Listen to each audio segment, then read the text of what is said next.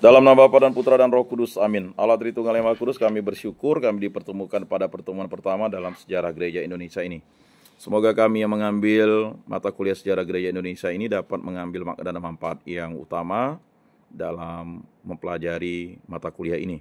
Semoga mata kuliah ini berguna bagi pertumbuhan iman kami dan bagi pengetahuan kami, sehingga kami menjadi guru agama yang baik dan mampu untuk menjelaskan segala hal tentang pewartaan di Indonesia, di Nusantara, bagaimana gereja menjadi terang dan garam di Nusantara kami ini. Semua ini kami serahkan kepada Tuhan kami Yesus Kristus yang hidup dan beraja, kini dan sepanjang segala masa. Amin. Dalam nama Bapa dan Putra dan Roh Kudus. Amin. Salam, salam kasih, damai dan sejahtera. Tuhan memberkati, menyertai dan melindungi. Salve. Ya, seperti yang kita ini RPS. Ya, biasanya semua dosen buat RPS.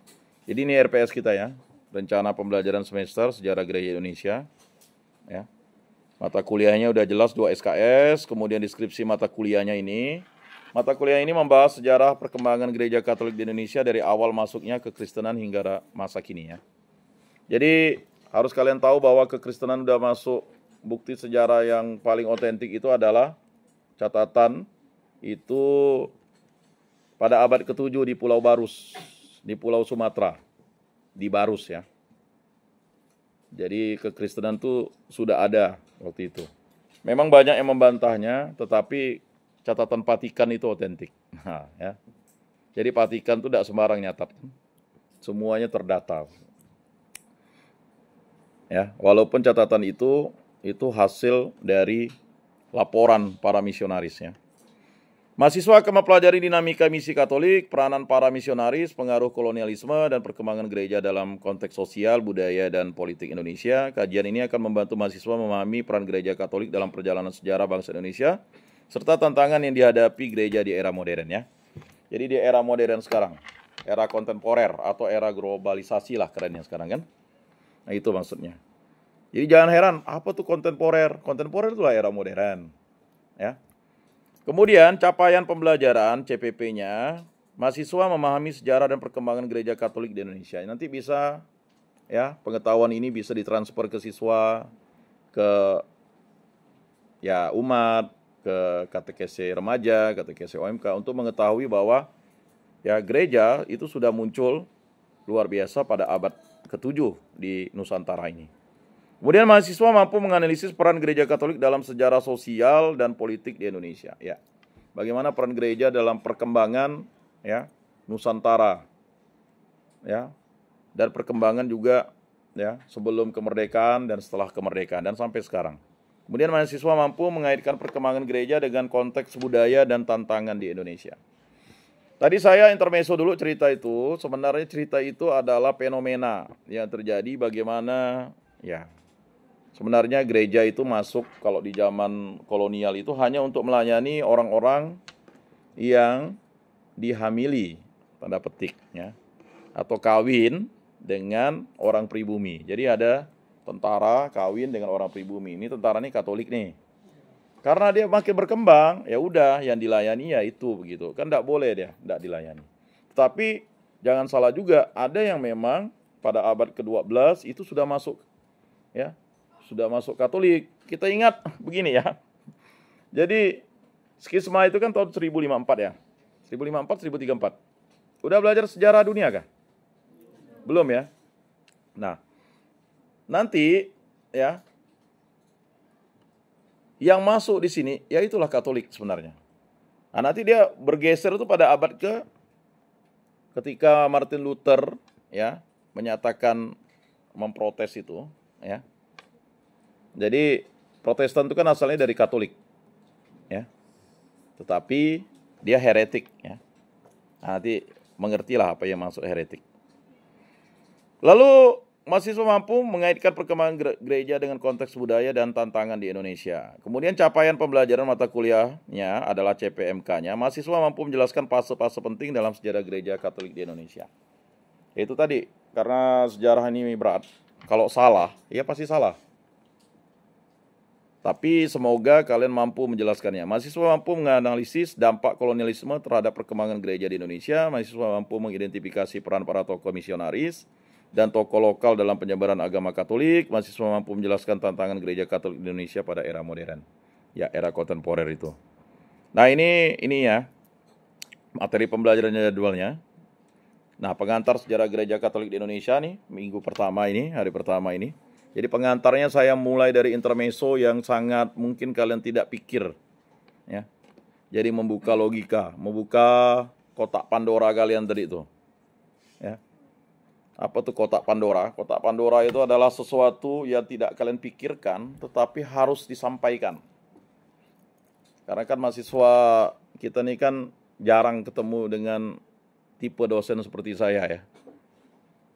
Artinya karena saya praktisi. Praktisi itu artinya berkecimpung dengan hal-hal yang sifatnya ini, ya. Dulu ada pembina saya tuh bilang, ya. Sekarang anaknya salah satu staf di sini nih. Jadi yang bisa disekolahkan ini otak katanya. Tapi mulai dari ujung rambut sampailah ujung kaki itu yang bisa membentuknya baik itu adalah iman. Nah, luar biasa tadi. Ya. Kalau otak tuh bisa disekolahkan pakai sekolah nih, bisa cerdas dia. Tapi untuk dari ujung rambut sampai ujung kaki itu hanya iman ya, ya kan? Ya kan? Kalau misalnya mohon maaf nih bagi-bagi yang perempuan, kalau misal perempuan pakai bikini di sini kan, pakai itu melanggar moral nggak? Nah ini kan pasti masih belum paham tentang moral, ya enggak? Kamu misalnya kuliah pakai bikini di sini. Kamu melanggar apa tuh? Kalau saya kan belajar ilmu sosial dasar, melanggar Kamu pakai bikini gini santai aja. Kamu duduk di sini. Tapi kamu baik, rajin ke gereja. Kamu melanggar apa? Masuk moral sih. Dia kan tidak ini. Tidak mengajak kamu ngesek. Kalau mengajak kamu itu begini. Moral itu menyangkut hubungan relasi. Dia hanya melanggar estetika aja. Ya kan? Kalau saya di sini ngajar kalian pakai celana pendek, ya kan? Estetika aja yang saya langgar. Tapi kita langsung cap moral, Pak. Tapi orang yang korupsi, orang yang memperkosa orang yang misalnya ini, itulah yang disebut melanggar moral, Pak. Moral Kristiani 1, moral Kristiani 2. Melanggar 10 perintah Allah itulah melanggar moral. Iya kan? Paham ya? Kan enggak ada disuruh, ya kan? Berbusanalah yang baik. Ada gak gitu? Enggak kan? Coba kalian hafalkan 10 perintah Allah. Udah belajar moral Kristiani ya? Belum? Moral Dekalog ada, ya kan? Moral Dekalog itulah moral. Tapi moral Kristiani 1, moral Kristiani 2, ya nanti dia moral Dekalog. Dekalog kan 10 perintah Allah. Ya? Cuman yang dilanggar estetika. Dalam estetika tuh ada kewajiban kedisiplinan yang harus dipatuhi. Hari ini pakai apa. Itu aja sih sebenarnya. Ya kalau yang tidak bermoral ya kamu misalnya memperkosa dia. Ya kan? Udah tak bermoral lagi. Udah dia hamil, kamu tak tanggung jawab. Itu lebih tak bermoral.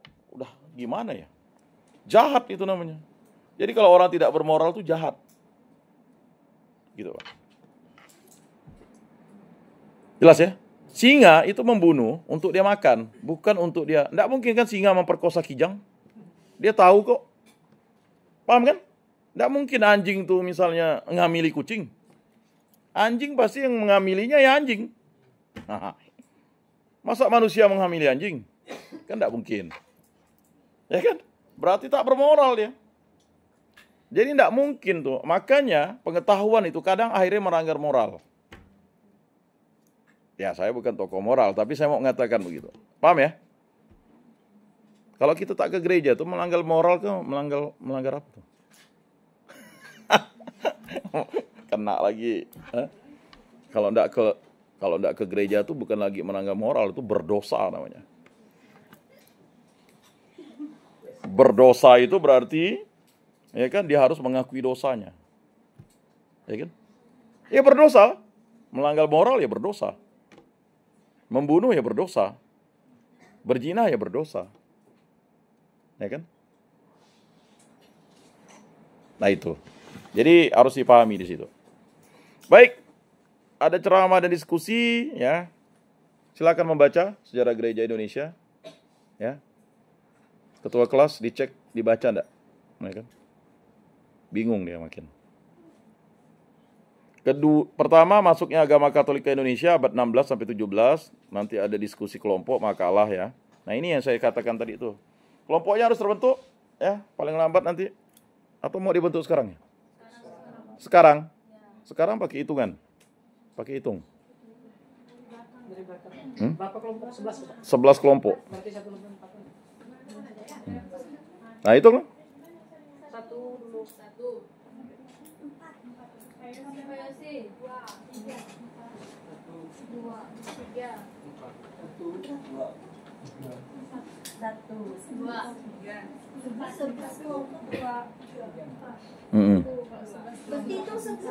Hitung 11 lah. Makanya saya agak bingung tadi hitungnya hanya sampai 4.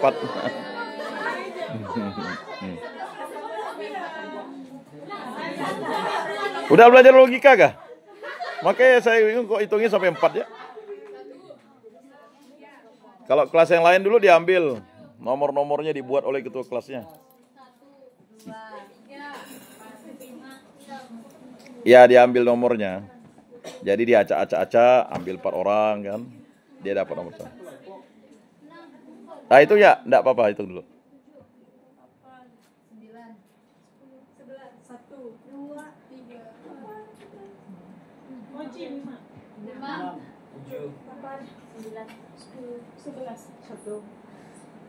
1 kan 44. Berarti ada yang enggak masuk.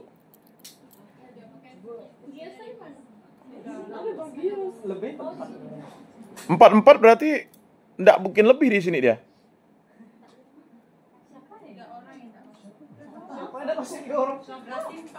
Lebih 44.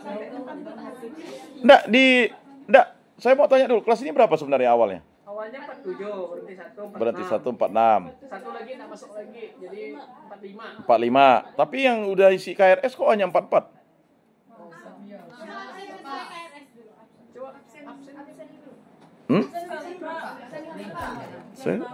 Tahu siapa yang enggak masuk.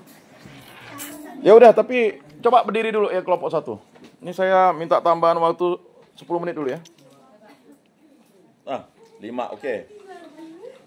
Nah, nanti tentukan siapa ketua kelompok dengan ketua kelompok aja. Kelompok 2. Nah, kelompok 3. Kelompok 4. Kelompok 5. Kelompok 6. Hitung dulu, betul enggak 4? Kelompok 7. Kelompok 8. Kelompok 9. Kelompok 10. Oh, 45 berarti. Coba dicek di siakat kalian ya. Apakah ada satu yang belum masuk? Coba dicek dulu. Khawatirnya kalian belum ngisi KRS gitu, Pak. Nah, di link. Nah, cek saja dulu. Karena saya cek semalam itu kelas ini hanya 44 yang ngambil mata kuliah ini. Jangan sampai kalian tidak ngambil mata kuliah karena terlink di siakat. Ya, kalau yang belum, nanti hubungi akademik ya. Coba, ada yang belum? Nah, nanti kalau kalian udah disetujui KRS-nya oleh dosen PA kalian, kan kalian bisa masuk. Tapi di kelas ini kemarin tadi malam saya cek hanya 44 orang. Berarti ada satu yang belum divalidasi, diverifikasi. Ya. Ada ya? Ada semua ya?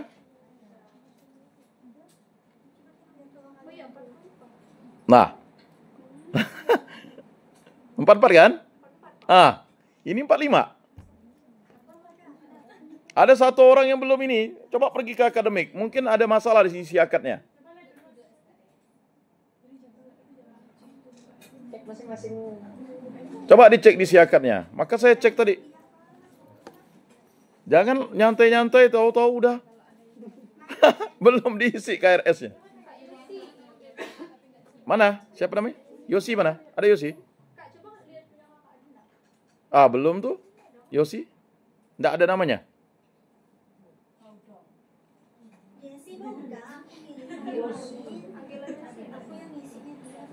Siapa yang nggak ada? Ah, berarti itu coba. Memang ngambil sejarah gereja kah kemarin? Coba cek dosen PA-nya siapa? Ah, nanti cari Pak Chandra dulu. Ya. Kan ketahuan jadinya kan. Makanya saya enggak bisa, itu nanti kalau kamu enggak cepat itu enggak bisa ngambil mata kuliah ini nih. Percuma kamu ngambil enggak terdata. Ya, kamu ya yang belum ya? Hah? Hah? Maksudnya? Udah disetujui Pak Chandra enggak?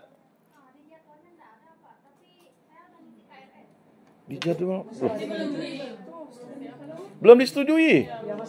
Ah, nanti kamu ke dosen PA dulu, ke Pak Chandra dulu, habis itu baru ke Pak Sadan ya biasanya. Atau ke Pak Arif. Hari ini ditutuskan ya? Nanti kamu, aduh. Nah, makanya kami sebagai pengajar ini, mau enggak mau harus ngecek dulu tuh. Nah, jadi ketahuan ya. Tapi enggak apa-apa, kelompoknya tetap. Nanti kalau misalnya udah clear ya, nah, makanya kita saling berbagi lah informasi itu ya. Jadi udah ketahuan ada satu, makanya saya tadi bingung kok 45 gitu. 44-nya udah. Jadi nanti tolong di ini. Nah, untuk kehadiran dan partisipasi sama ya. Bisa di sini tugas individu dan kelompok. Kemudian nanti ujian tengah, ujian akhir. Saya minta waktu sedikit, saya mau jelaskan ini. Ah, ini. Ini sih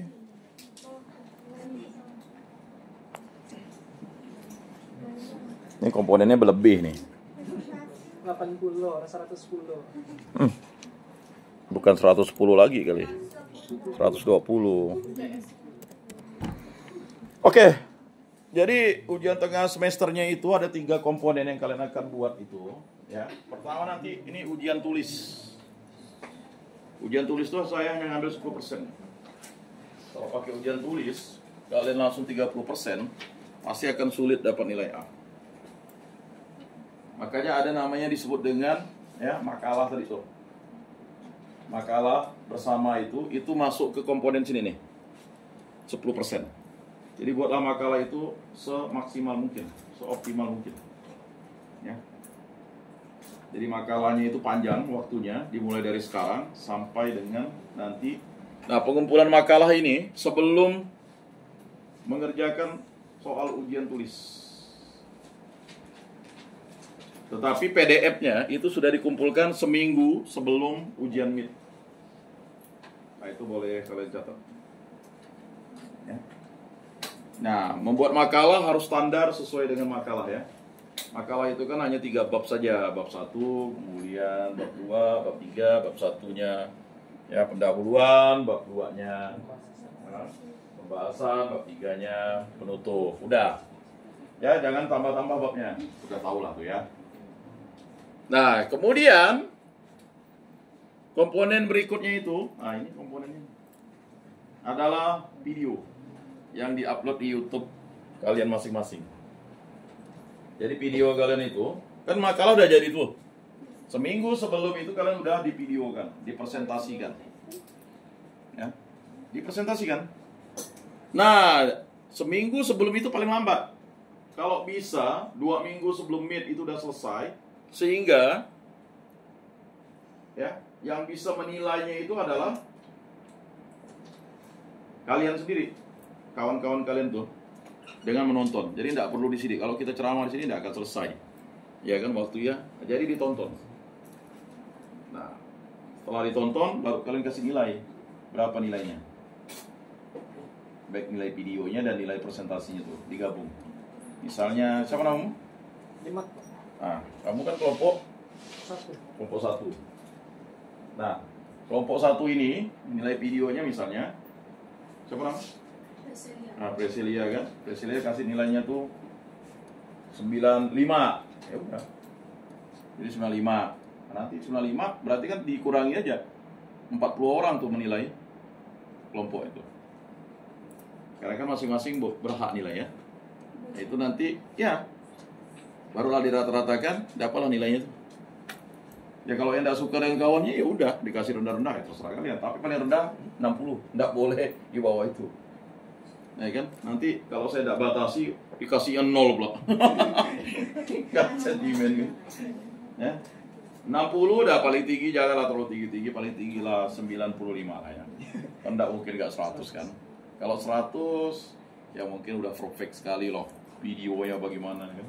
Tapi terserah lah. Tapi saya batasi paling rendah 60 gitu. Ya kan? Ya. Ya, Pak. Kalau sampai ada yang saya suruh kasih itu nanti sentimen dengan kawannya. Kena kawannya ngasih dia nilai 90, kawannya dikasihnya 30. Itu hasil penilaian kalian ya, saya tidak menilai loh. Ya. Nah, jadi itu 40 orang menilai. Begitu juga nanti 41 orang ya, kalau kelompok dia kan ya, 5 orang, berarti 40. Nah, nanti yang merekapnya ketua dengan sekretaris tuh, ya. Jadi hasil rekapannya ya. Videonya sama-sama nggak, Pak? Iya dong, masa sendiri-sendiri. Di mana? Presentasikan. Ya, mau di ruangan ini silakan ya. Tapi paling lambat itu. Nah, itu untuk mengisi komponen ini. Jadi jelas ya? Jadi saya tidak mati di ujian tulisnya. Ya. Kalau ujian tulisnya sampai kalian kan ada juga tuh galau-galau putus cinta. Lalulah ujian tulisnya dapat 10. 10 ya ampun ya. Ya. Ada kok kemarin. Kok ini rendah benar gitu kan. 10. Syukurnya dia punya makalah, dia punya kawannya itu bagus videonya. Udah nilainya. Itu ya. Saya tidak pernah ingin, jadi kalian sendirilah. Kemudian ujian akhirnya, nah ini ujian akhirnya saya langsung jelaskan dulu. 40% itu 4 komponen. Komponen pertama ujian tulis, komponen kedua itu makalah pribadi. Nah nanti makalah pribadinya.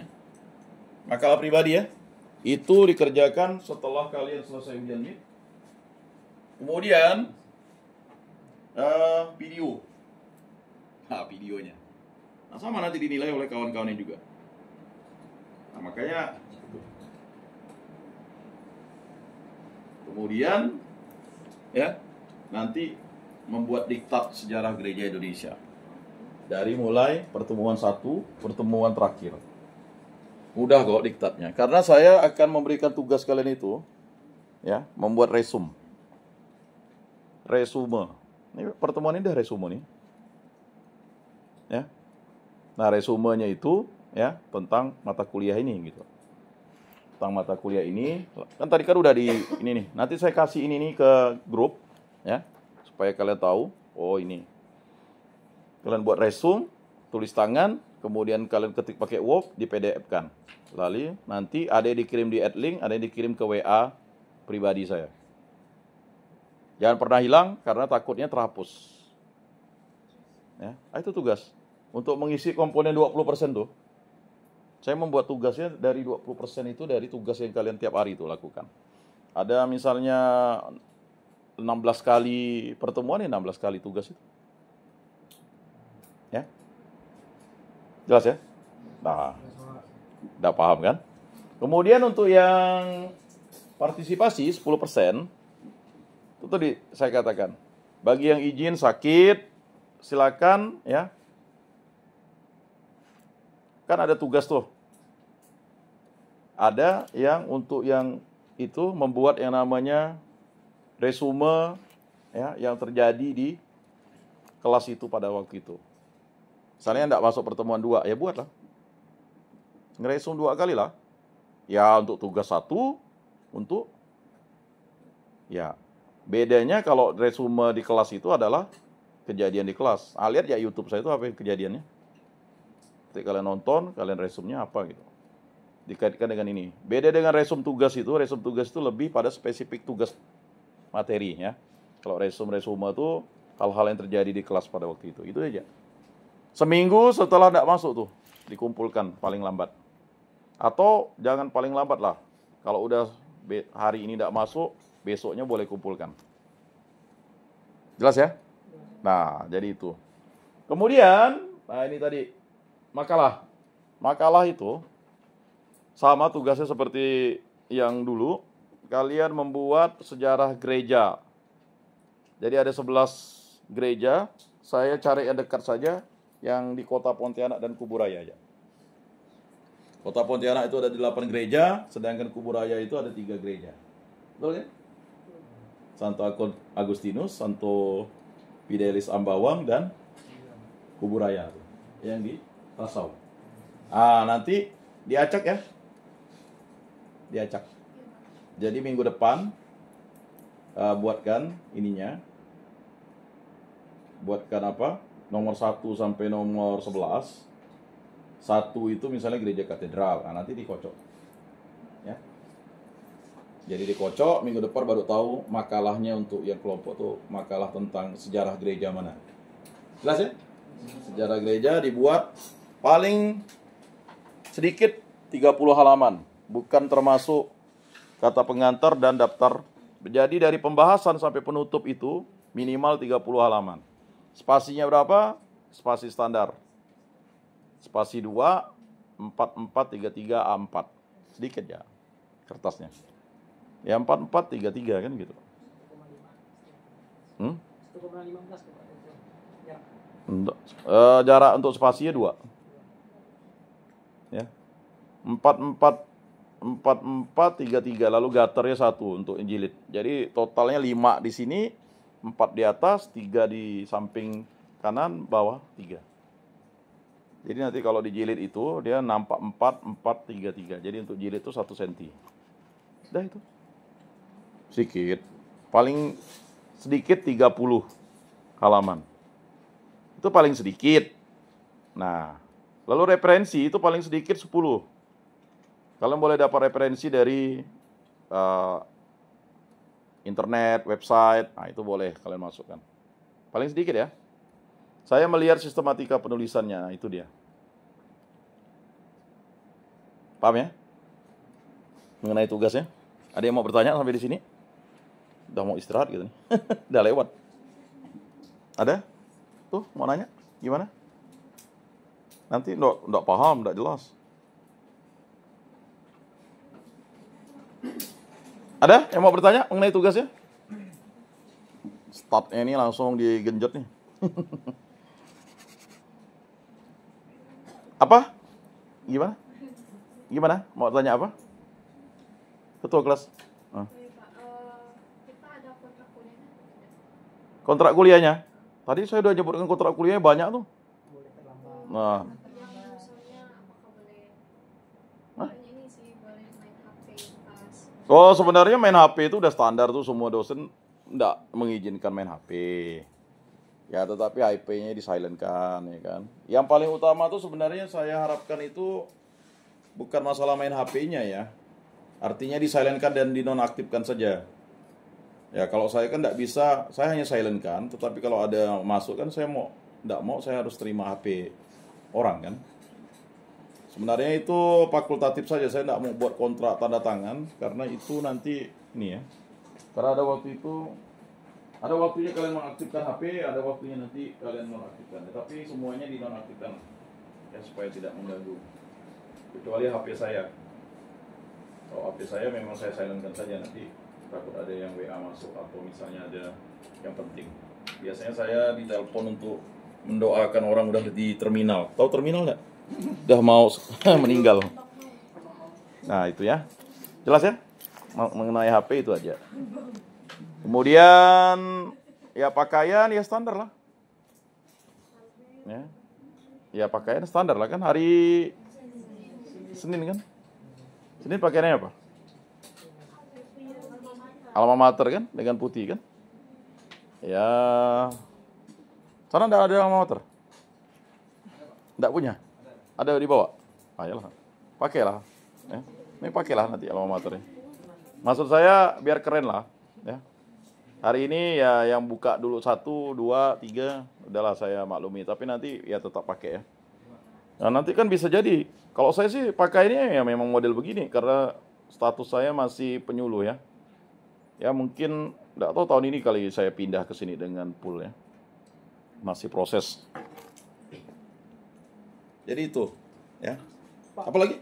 Oh, mau nanya masalah referensi itu kan bisa dari internet, dari buku-buku. Itu berarti tidak perlu kita harus datang misalnya ke katedralnya langsung Pak, kayak nanya sejarah gereja. Itu pastilah kalian harus langsung juga. ada dong, kan dokumentasinya. Caranya. Dokumentasinya wawancara dengan misalnya pastornya. Kan kita harus ada minimal itu. Ya itu tadi, bagian kena kerasau ya agak jauh lah kan. Tapi kan tidak terlalu jauh dari sini. Ya kan? Gerejanya, maka saya minta gerejanya hanya di Kuburaya dan Pontianak. Paling jauh ya BMJ kan, Bunda Maria Jeruju. Kalian lurus, saya enggak tahu, enggak pernah ada yang sembahyang di paroki Bunda Maria Jeruju. Di paroki saya. Hah? Oh, tiap minggu. Oh, kamu orang Jeruju kah? Ya. Oh, pantas. Ya. Nah, kalau misalnya oke, kan udah. Jadi minimal semua orang dalam kelompok itu pernah misa di situ. Pada saat mengerjakan tugas ini untuk mengambil foto ya. Enak non, duduknya lah yang cantik. Yang ganteng. Enggak. Jadi itu ya, jelas kan? Jadi nanti ada dokumentasi yang kalian ambil misalnya di gereja katedral, kemudian ketemu apa. Referensinya kalau lebih bagus minta dari pastornya kalau ada. Misalnya MRPD, kalian kena MRPD, kalian kena gembala baik, foto ya, wawancara langsung pastornya boleh. Nah, videonya untuk referensinya itulah kalian masukkan itu. Ya, divideokan lah nanti wawancaranya. Kan supaya untuk ketika kalian presentasi itu kan video-video yang pas kalian buat itu juga ditampilkan untuk lampiran-lampiran. Kan udah kalian presentasikan, nanti kan ada lampiran-lampirannya. Nah, videonya durasinya berapa waktunya, ya dikemas lah, bagus-bagus. Terserah, kalau ya tergantung itu. Kalau misalnya durasinya sampai 1 jam, dipotong 2 kali, ada part 1, part 2 gitu. Tapi rata-rata saya lihat durasinya cepat kok, kalau misalnya itu ya. Paling lampirannya agak lama. Nah, untuk konsultasinya, asistensinya ada 2. Apakah kalian mau Google Meet atau gimana gitu kelas? Bisa buat Google Meet kan? Nah, kalau mau asistensi itu, saya kasih asistensi itu 4 kali lah. Untuk pembuatan makalahnya. Masalah konsultasi judul, kemudian nanti konsultasi pembahasannya, lalu konsultasi dengan videonya, lalu konsultasi hasil akhirnya. Minimal 4 kali. Di Google Meet kan aja ya. Malam lah itu nanti. Kan kalau konsultasi 45 orang, Pak ini bagaimana Pak? Nggak ada waktunya ya. Karena saya hanya hari Senin aja ada. Jadwal saya nih hari Senin. Apalagi kalian sekarang hanya 4 hari kuliah, 1 hari kuliah rohani dan spirit. Ya. Yalah. Udah enak dah sekarang. Oke, sampai di situ. Jelas? Jelas, Pak. Nah, untuk yang makalah ujian akhir, nantilah kita konsultasikan. Tunggu udah selesai ujian mid lah ya. Jangan terbebani. Jadi itu tipenya ya. Mohon untuk semua tugasnya ketua kelas nanti di ini ya. Saya percayanya ke ketua kelas nih. Ya udah ngumpulkan kah, belum kah, udah kah, ya kan? Nah, jadi di adlink dibaca ya, nanti saya kasih tugasnya dikerjakan, kirim. Tipenya tadi saya ingatkan, tulis tangan, lalu kalian ketik Word. Mengapa saya harus menyuruh kalian tulis tangan? Supaya kalian nanti ya kan terbiasa untuk menulis. Mengapa kalian harus menggunakan Word? Supaya kalian nanti ngetik skripsinya tidak lagi kelabakan. Mengapa harus di PDF-kan? Supaya paham. Ya, makanya IT udah tidak bisa kalian main-main. Begitu juga dengan audio visual ya. Tidak ada lagi kalian tidak punya YouTube, TikTok. Untuk sekarang kalian YouTube saja dulu. Ya. Untuk TikTok, snack video. Saya semuanya ada akunnya, Instagram ada. Ya. Tapi kita YouTube dulu lah. Jadi siapa yang belum punya akun YouTube coba angkat tangan. Belum ya? Selama ini tidak pernah dapat dosen tugas yang pakai. Apa lagi? Di delete. Enggak, YouTube-nya masih. Nggak YouTube-mu ada? Ah, lalu kok nggak bisa masuk di linknya? Oh ya udah, berarti ada semua ya. Jadi nanti kalau kalian udah subscribe saya, itu tolong screenshot langsung WA pribadi saya. Nanti saya cek di itu. Nanti kan dapat nomor saya di grup itu. Ya. Baik, itu saja yang dapat saya berikan untuk pertemuan pertama ini. Terima kasih atas perhatiannya. Tadi ice breaking yang sudah saya sampaikan. Jadi nanti pada pertemuan kedua kita akan lebih intensif membahas tentang sejarah gereja.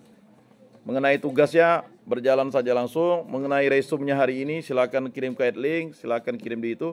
Lalu ingat bukti fisiknya itu yang saya minta itu adalah tulis tangannya. Yang Word-nya tidak perlu di print out. Hah? Enggak, kalau untuk resumenya tugasnya paling terakhir tuh tanggal hari Senin lah. Saya kasihnya tuh gini, seminggu, Senin jam 00. Saya enggak pernah matikan di Senin jam itu ya. Jadi misalnya hari ini saya kasih tugas, berarti Senin jam jam berapa? Jam 23.59 terakhir. Jadi kalian masih ada kesempatan untuk membuat tugas di tugas resume pertama. Karena saya khawatir ada yang enggak masuk. Nah, gitu. Kalau saya ini, biasanya nanti kalau begini ya, saya tidak pernah kaku. Jadi kalau ada 5 orang belum mengirimkan tugas, itu saya cek nanti tuh. Nanti saya buka lagi tuh di linknya. Jadi tulis tangan ya, habis itu silakan kalian ketik Word ya. Mohon jangan pakai aplikasi ya, ngetik Word-nya. Nanti kalian tidak bisa ngetik skripsi nanti. Sekarang gampang kok, kalian tulis tangan langsung screenshot, katanya telepon langsung masuk di situ. Ya, saya bilang enggak ada. Nanti kalian enggak bisa ngetik nanti. Yang saya mau ajarkan ini supaya kalian bisa menguasai Word itu ngetik gitu, Pak. Jangan kerental. Ketiklah pakai sendiri gitu. Ya. Kasihan nanti. Ya. Kalau kalian enggak bisa Word, ya. Jadi saya harus meramu kalian bisa Word, kalian bisa PDF kan, kalian bisa video. Gitu maksudnya, supaya kalian punya keterampilan. Jadi kalau kalian minta tukang rental ngetik kan nanti kalian tidak akan bisa jadi apa-apa, kasihan nanti. Waktu ngetik skripsi itu kalian tidak bisa apa-apa kan, kasihan kan? Ya. Apalah artinya kalian ngetik di rental, akhirnya kalian tidak bisa. Semuanya punya laptop kan? Punya laptop? Tidak ada? Belum ada? Pergilah ke rental. Warnetnya hanya main internet kah? Sekarang tidak ada warnet ngetik-ngetik ya? Sanggau sih ada. Tidak, maksudnya kan kita boleh kan di warnet ngetik Word. Kalau tidak ada tuh pergi ke Untan banyak. Baik, terima kasih atas perhatiannya, atas kerjasamanya. Jadi nanti saya kirimkan ini RPS-nya itu ke kalian. Ya. Lalu ingat pesan saya ya. Kita semua kerjasama karena saya tidak ingin mengatakan nilai itu ya sesuatu yang tidak berarti. Tapi nilai itu adalah sesuatu yang merupakan hasil kerja keras kalian. Jadi kalian dapat nilai A itu bukan belas kasih saya, tetapi karena memang belas kasih Tuhan Allah dan kerja keras kalian gitu. Jadi bukan, oh ini karena Pak Yakobus kasihan kamu ya, kamu dikasih A, itu bahaya itu. Ya. Jadi banggalah dengan nilai kalian itu nantinya. Dan sekarang ini yang IPK-nya masih 3, berapa? 8, 3,7, jangan sampai turun ya. Yang dapat beasiswa kan kalau 3,8? Dapat. Ah, puji Tuhan kan. Jadi yang lain 3 dapat beasiswa enggak? Enggak, Pak. 3,25. Aduh, sayang ya. Baik, terima kasih. Mari kita tutup dengan doa. Dalam nama Bapa dan Putra dan Roh Kudus. Amin. Kemuliaan kepada Bapa dan Putra dan Roh Kudus. Seperti pada permulaan, sekarang, selalu, dan sepanjang segala abad. Amin. Dalam nama Bapa dan Putra dan Roh Kudus. Amin. Salam, salam kasih damai dan sejahtera. Tuhan memberkati, menyertai dan melindungi. Salve.